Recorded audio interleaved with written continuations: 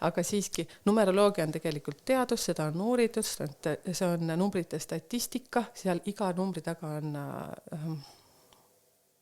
info, energia, aga see ei ole absoluutselt voodoo. Mina, kui näiteks liigitaksin seda, ma ei ole üldse teadlane esiteks, et ma ütlen lihtsalt nii, nagu mina nüüd seda olen õppinud, eks ju, siis näiteks astroloogia ja numeroloogia, mina paneksin ühte. Ma ütlen selle kohta niimoodi, seaduse mitte teadmine ei kergenda sind ju karistusest, eks ju. Ja numeroloogia, astroloogia mitte teadmine, siis need numbrid kogu aeg mõjutavad iga päev meid. See ei tähenda seda, et me nagu... Ma panen ju analüüse ka päeva järgi, eks ju. Täna ka, mis me juba hakkasime naerma, et 7 tuli kokku päevas, salvestamise päev 7, sest see on kvanthüppe. Isegi kui me seda lihtsalt ei teaks, siis mõtleme, meil vedas lihtsalt.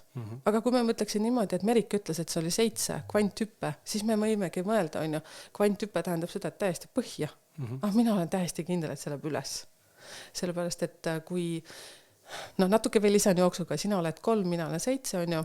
Ja 3 ja 7 liidame kokku, mul on hästi pikk video tehtud selle kohta, kuidas see match toimub paari suhtes või siis töökaaslasega, vaadake YouTube'i videot, aga ma juba arvutasin ära siis enne kui podcasti teeme, see on number 1.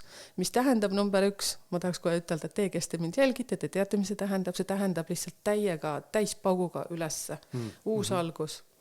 Et siis kutsun sind ka vaata oma videoid, kus ma räägin igale ühele eraldi, mis toob aasta 2025, kui te veel pole vaadanud.